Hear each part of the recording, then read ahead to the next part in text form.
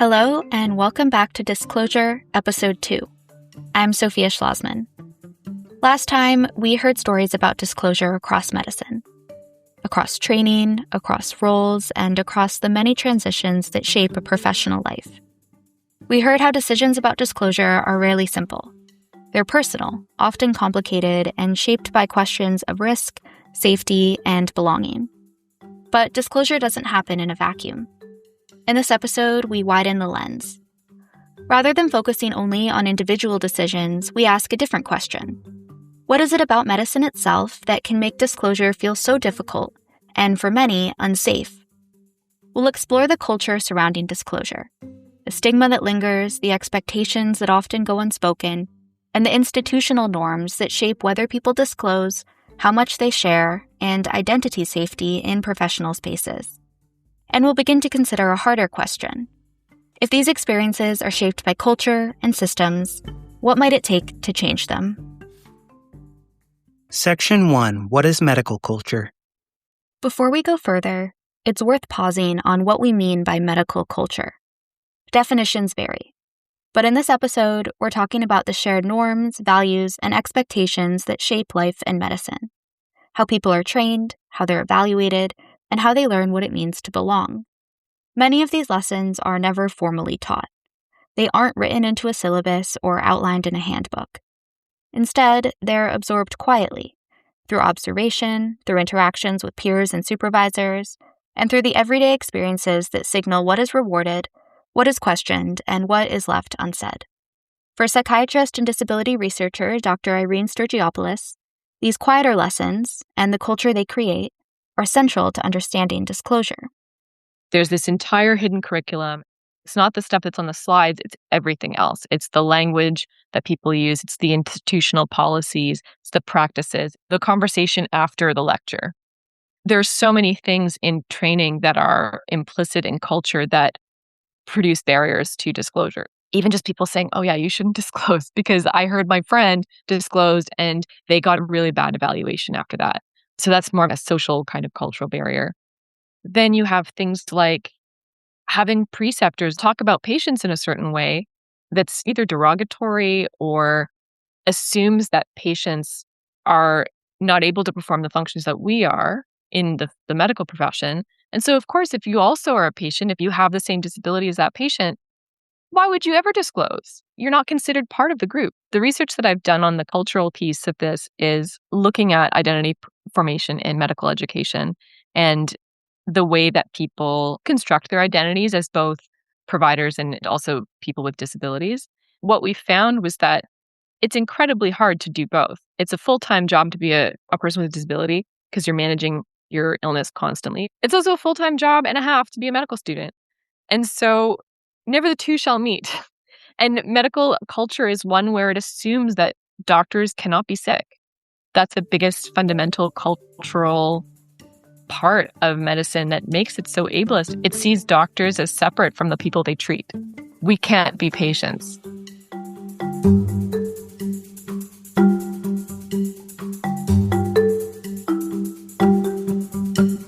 Section 2. The burden of accommodation.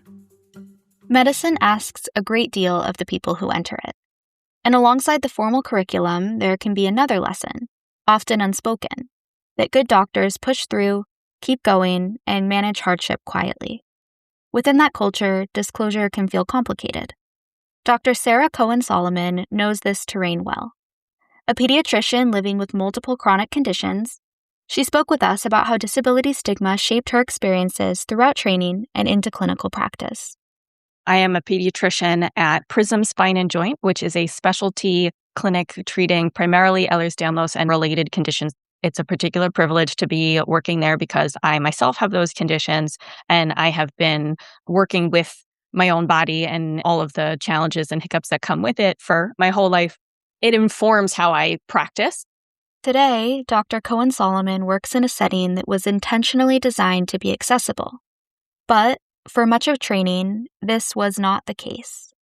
I am at a place where the program, the clinic, is made for people like me. So right now, it's this weird dreamland of not having to worry about accommodations. I'll go lie down in the corner when we're having team meetings if I get dizzy, for example, and nobody bats an eye. But that's the flip side of what I've experienced during the rest of my education and training, because unfortunately, disability is really poorly understood, even in the medical field. Medical doctors in particular are expected to be superheroes who never get sick and never have a bad day and work. There's no stopping. For me, I started early to get my accommodations. I started when I arrived to medical school. In the first or second week, I had an appointment with the person in charge of giving those disability accommodations. And she was receptive to a point. I remember very specifically early on, first or second year, going to this individual and saying, I know that when I reach my clinical time in third and fourth year, that I'm going to need some support on the wards, because all you hear about is long periods of standing and long surgeries. And I knew the connective tissue that I have been blessed with, it does not hold up well to that kind of physical impact and long periods of activity. I need to sit down. I need to rest. I need to take it at my own pace. And every time I talked to her about this, she would say, you know what, it's too early. We'll think about that when it's time. By the time third year approached, those conversations became urgent. So I started my third year rotations without clear accommodations and being told that I should have started this process earlier, which I really resented because I had started it earlier and it was not my fault. But every few minutes, she would be changing up what she needed. It started feeling like, does she know what she's doing? Is there a clear policy on this? Why does it keep changing? I was starting to get worried. Then came an email that made the risks of disclosure unmistakably clear. The next day, I got an email from the disability coordinator, said, because of your POTS, which, by the way, was completely well controlled at that time, they said you're going to be a liability in the operating room. We are not going to be able to permit you to finish your third year of medical school, which means you'll not be able to graduate. And it was so blatantly clear in the email. They said specifically, because of your disability, we're not letting you finish. I was thankfully alone when I read that email. It was lunchtime. And I felt my stomach drop. I thought I was going to vomit. And then I realized that I had a sister in law school. So I showed it to her and she looked at it and she said, you need a lawyer. This is so blatantly discriminatory. I can't believe they put it in writing. So I did get a lawyer and things escalated very quickly. I had actually just failed step one at that moment. So I think within like 3 weeks, I had both the failure and the you're getting kicked out. Needless to say, I was very, very stressed. I ended up taking additional time off in order to retake step one. I did finish my year. And the irony is when I was on those surgical rotations, people were really nice to me.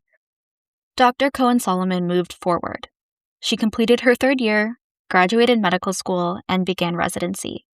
But moving forward did not mean leaving those experiences behind. The discrimination she encountered lingered, shaping not only how she moved through training, but how she understood the systems around her. And even when support was available, accessing the accommodations she needed came at a cost, requiring significant time, emotional energy, and financial resources. It took me 70 hours of work to get all of the letters and a form signed. Unfortunately, because my condition involves connective tissue that is all over my body, I have multiple specialists who have different aspects of my accommodations in their hands. And that was hard. I was a resident. And what ended up happening is that it took them so long to get through the material that I couldn't take my boards in a location that was convenient. I ended up paying double because I needed a hotel. So at every stage of getting accommodations, there's a disproportionate burden on the person who needs them.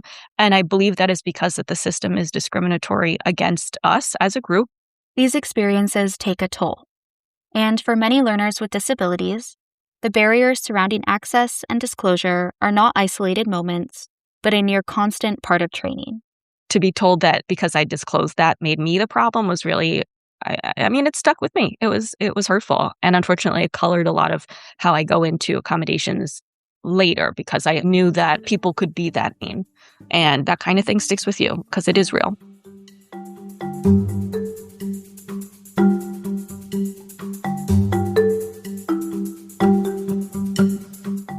Section 3. Expectations, partial disclosure, and self-presentation. Barriers to disclosure are not only institutional. They're also reinforced in everyday interactions, through peers, mentors, and the cultures that take shape within healthcare spaces. For Cheryl Harris, a registered dietitian with multiple disabilities, those cultural expectations carried particular weight. I've been a registered dietitian for a little over 20 years, and I have a range of different kinds of disabilities. I have mobility disabilities. I have visual limitations. I have PTSD, and I'm also an ethnic minority. Most of those things aren't visually apparent when someone meets me. Most of those things would require disclosure. There's a health halo around being a dietitian. You have to be healthy. It's part of the gig. You're supposed to, quote unquote, look the part. If you don't have a healthy body, it's because you did something wrong. There's a lot of shaming. There's a lot of blaming. What I've heard several times is your body is your business card.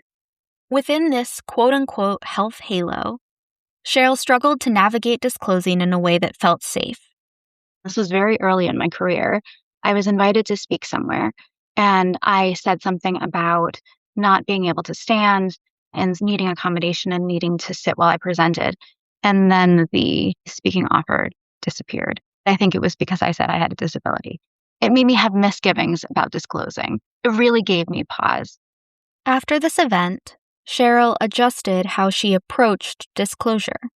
I partially disclosed. I would say things like, oh, I have a sprained ankle, because that's something where many people could relate, rather than me saying, oh, I have an autoimmune condition or a connective tissue disease. I said something where I wasn't as worried about being judged. And again, that was because of prior experiences. I would do something differently now, but it was coming from a worry about judgment. Years into her career, Cheryl's relationship with disclosure continues to evolve. I think also as I get older, I am less concerned about people's perceptions. I think that's because I'm more comfortable in my disability. I'm more comfortable in my career. I'm more comfortable as an advocate. Many of my disabilities are tied to the conditions that I'm speaking about. And some of it is knowing that many of the places and people that I'm speaking for understand that. In some ways, that helps me feel less judged. But I do know that there are going to be some people in some places that will judge me, and I just don't care. I'm just at a point in my life where I'm just not willing to spend the mental energy on who's going to judge me for things that I can't control.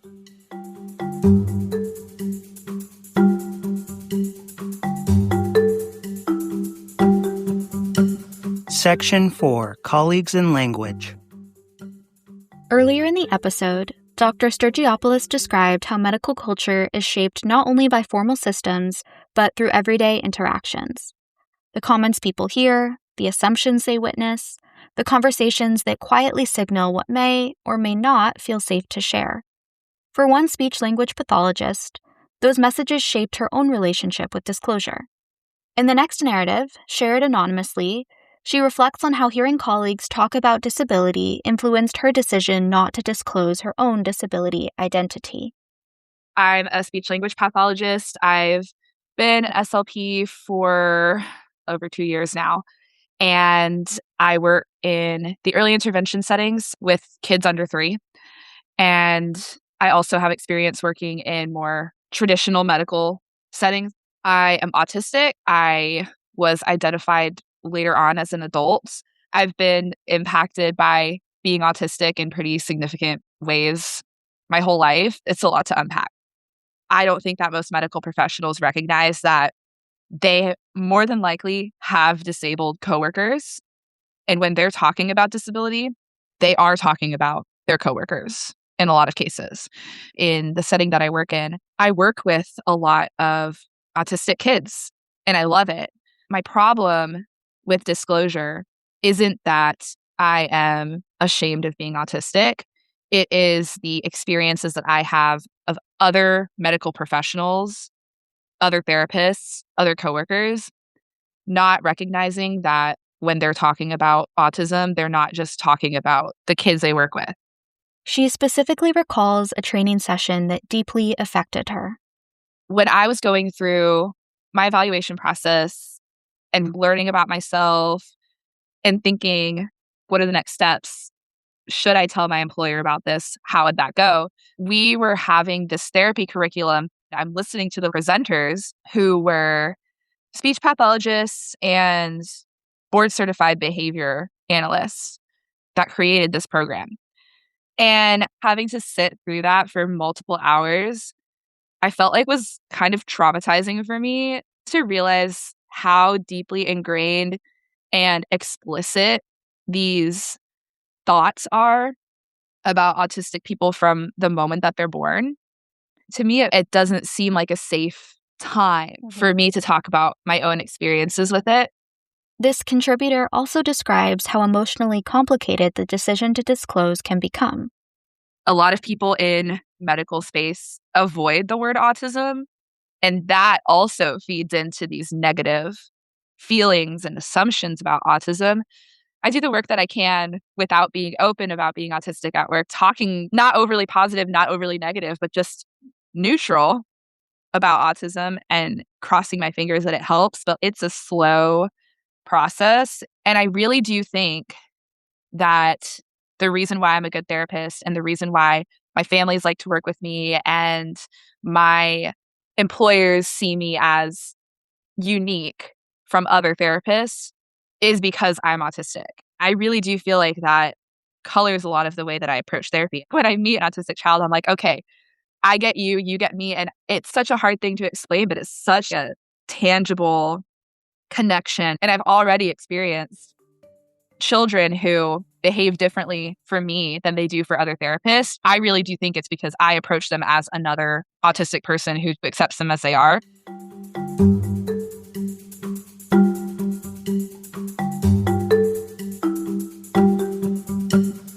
Section 5. Are you sure you want to disclose? Dr. Davy Rand reflected on a paradox that can accompany disclosure. People may respond with support, concern, or a desire to protect. But sometimes those reactions, even when they come from a good place, can unintentionally reinforce the idea that disability is something to be worried about rather than understood. Here's Dr. Rand. There's such stigma against disability. People are like, oh, you told me, is it a secret? Oh, I won't tell anyone else. Don't worry. Oh, are you sure you want to disclose it? Are you sure you want someone else to know? There's so much pushback from very well-meaning people because they know that there's stigma associated. Even when I'm not trying to keep it, quote, hush-hush, everyone around me is trying to keep it hush-hush to protect me. It becomes very hard to find each other. And I say this as well as someone who was also the co-leader of the Student Disability Affinity Group at my school. Even finding out that group existed used to be a huge struggle because people said, oh, we don't want to tell people the group exists. We don't want to tell who's in the group. It might be bad for people. It might be stigmatizing. And we really had to say as the leaders, no, we need to make sure people know about this group so that people feel comfortable coming out, so that people feel that they have community. And also so that people can pursue disability justice without it being assumed that you are hiding anything, that you have a disability, et cetera, et cetera. That's been one of the biggest challenges of disclosure because even being as proud as I am, it's really hard to continually tell people, hey, this is who I am and I'm proud of it and it's awesome. And then hear, oh, are you proud of it though? Oh, do you want to keep it a secret? It makes you feel bad. You don't want to have that conversation again and again and again. And even as someone who has this conversation constantly, I'm tired of it too.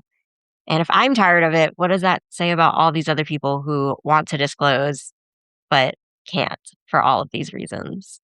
These dynamics don't only shape interactions among peers.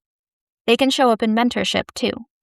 Dr. Neera Jain, a disability researcher and former disability services provider for medical students, reflected on how mentors sometimes try to protect learners from potential bias or discrimination. But even well-intentioned efforts, she explained, can carry unintended consequences and may reinforce the very stigma they are meant to help students navigate. Students who talked to school officials about wanting either to organize a group or to politically disclose in some way were really frequently told, are you sure? Is that a good idea? Maybe that's not a good idea. You should think about that. And I hope I didn't do that to students, but I know that conversations I would have about disclosure with students was always like, it's your choice. You can do what feels right to you. Here's that logistical process of accommodations. Here's what you don't need to share, and kind of highlighting the potential challenges of disclosing. And so I'm sure people heard that and heard me saying, you shouldn't disclose. That wasn't my intention, but I'm sure that's the message that students receive. What students told me is, I'm constantly being told I shouldn't be proud. I should be afraid of disclosing. And when I'm actively told not to disclose, not to organize, not to have a public profile, that's telling me disability is shameful. And I think that's a really important lesson that I was told when I did that kind of work. I was like, I'm telling you all sides so you can make a decision. But perhaps that's reinforcing that stigma in ways that we didn't expect. And I heard that from school officials in that line of, we need to protect students from the stigma. They need to know the realities of the field, and therefore we can't provide accommodations. But that idea creates a world by saying, this is how it is. It recreates that stigma. Whereas the students I talked to who engaged in political disclosure were really resisting that idea and saying, no, that's not the world I want to live in. Maybe that's how you experience the world, but I'm not going to do that.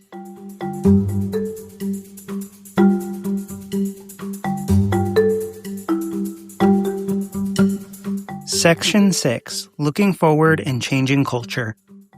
As Dr. Jane reminds us, disclosure is rarely straightforward. Medical culture can make disclosure feel risky. At the same time, the visibility of disabled students, trainees, and clinicians can challenge stigma and broaden perceptions of who belongs in healthcare. Holding those realities together is not easy. Dr. Sarah Cohen-Solomon reflected on that tension in her own experience. Again, this is Dr. Cohen-Solomon. I am not only valued because of how hard I can work and how many buttons I can push and how quickly I can push them. My stories bring value to the care I bring to patients. And I think that's a big deal. And I think that's something that people don't understand and don't talk about. And without that knowledge, we're stuck in a system that only values robots. And that's sad. It's really sad. Throughout this episode, we've explored the risks, complexities, and possibilities that surround disclosure. We've heard how medical culture shapes disclosure decisions, and how disclosure, in turn, has the potential to reshape medical culture. We end with a reflection from Lily Reed, a medical student at the time of this recording and now a psychiatry resident, on why disclosure matters, not only for individual clinicians and trainees, but for the future of medicine itself. I think disability is a new social justice issue for a lot of people, and one that people don't necessarily have the verbiage set around. What does it mean to have a disability and practice in this career? What does it mean to need accommodations? Medicine is not exactly the most accommodating profession. Ask women who get pregnant during residency, or people who have a death in the family, a wedding they need to go to. Simple life things can be huge issues within the schedules and requirements of medicine. In that way, the culture of medicine, I think, is benefited by disclosure, because the more people with disabilities are openly present within the field, the more, hopefully, there is a push and acceptance of the value of those people.